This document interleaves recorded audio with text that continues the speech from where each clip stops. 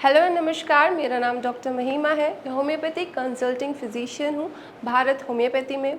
आज हम बात करेंगे किडनी डिजीज़ के पेशेंट में खुजली होने के कारणों के बारे में और क्या एक किडनी पेशेंट कर सकते हैं कि उनकी जो खुजली हो रही है उसमें वो थोड़ी राहत पाए।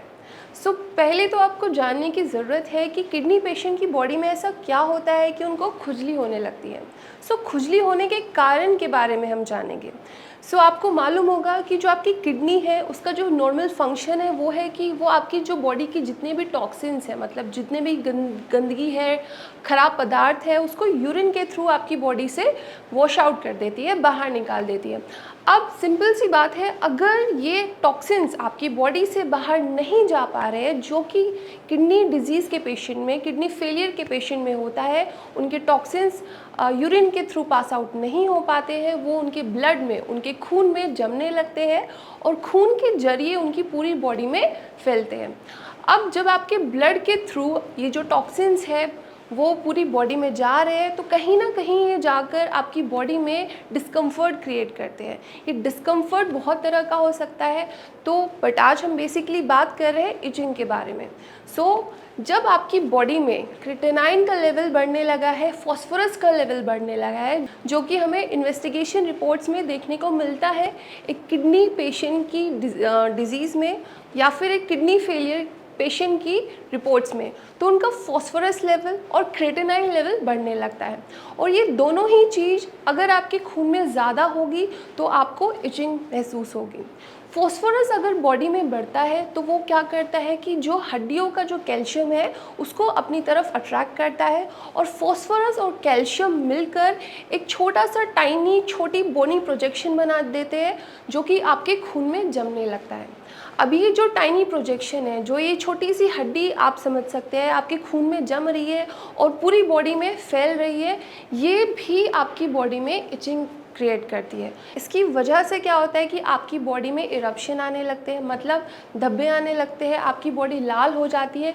कहीं ना कहीं आपको ऐसा भी महसूस होता है कि मेरे हाथ पैर से गर्मी निकल रही है, और आप ऐसा भी कभी ना कभी महसूस करेंगे कि आपको जैसे सुई चुभ रही है, ऐसा सेंसेशन हो रही है।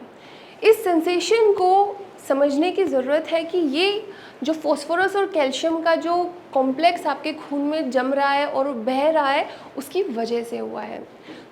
ये हुआ कि किडनी डिजीज़ के पेशेंट में खुजली क्यों होती है। आई होप आप समझ गए हैं कि क्यों खुजली हो रही है। सब आगे बात करते हैं कि क्या उपचार आप ऐसा कर सकते हैं कि आपकी खुजली में आपको थोड़ी राहत मिले।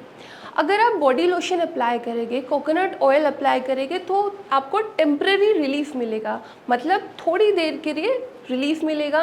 10 से 15 मिनट के लिए आपको थोड़ी खुजली में राहत मिल सकती है। बट इसका एक सॉल्यूशन ये होगा कि अगर आप अपना जो फॉस्फोरस का लेवल है, क्रिएटिनाइन का लेवल है, उसको मैनेज करें। अब क्रिएटिनाइन के लेवल को आप दो तरह से मैनेज कर सकते हैं। या तो आप जो क्रिएटिनाइन बन रहा है उसको बनना रोक दें, या फिर जो किडनी क्रिएटिनाइन को निकाल रही है जल्दी जल्दी वॉश आउट कर दें। अब किडनी फेलियर के पेशेंट में क्रिएटिनाइन जल्दी जल्दी नहीं निकल सकता है, बिकॉज ऑलरेडी उनकी किडनी अच्छे से फंक्शन नहीं कर रही है। तो आप सेकंड रास्ता अपना सकते हैं कि क्रिएटिनाइन का जो बनना है उसको आप थोड़ा लिमिट कर दें, उसको थोड़ा रोक सकते हैं। अब ये कैसे आप कर सकते हैं, इसको आप अपनी डाइट को कंट्रोल करके कर सकते हैं। डाइट कैसे कंट्रोल करनी है, जितने भी प्रिजर्वेटिव होते हैं, प्रिजर्वेटिव्स के अंदर होते हैं टॉक्सिन्स, और उनके अंदर फॉस्फोरस का जो क्वांटिटी है वो बहुत ज़्यादा होती है।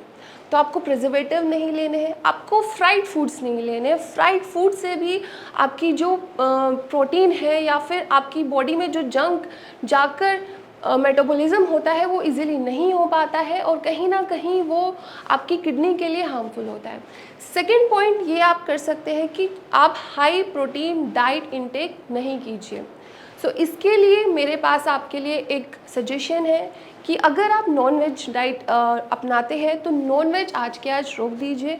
नॉन वेज में आपको मिलता है हाई प्रोटीन। अगर आप हाई प्रोटीन लेते रहेंगे, और क्रिएटिनाइन एक तरह का प्रोटीन होता है, वो आपकी मसल मास का जब ब्रेकडाउन होता है तब उत्पन्न होता है। अगर हाई प्रोटीन आप लेंगे तो क्रिएटिनाइन का ज़्यादा प्रोडक्शन होगा। इस तरह से अगर आप हाई प्रोटीन की मात्रा को अपनी डाइट में रेगुलेट करेंगे तो आप क्रिएटिनिन को कम कर सकते हैं और इवेंचुअली क्या इसका रिजल्ट होगा कि आपकी जो खुजली है थोड़ी लिमिट हो जाएगी और आप उसको मैनेज कर पाएंगे।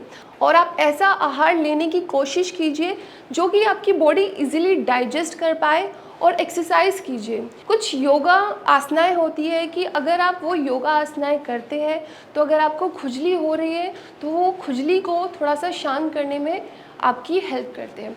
ऐसा क्यों करते हैं? बिकॉज उससे आप अपने माइंड को कंसंट्रेट कर पाते हैं जो बहुत ज़्यादा हलचल हो रही है, और ब्लड में जितनी भी उथल पुथल, जितने भी टॉक्सिन्स इकट्ठा हो रहे हैं उसकी वजह से आपको बर्निंग सेंसेशन अपनी सोल्स में, अपनी हथेलियों में महसूस हो रही है, उसको आप थोड़ा मैनेज कर सकते हैं।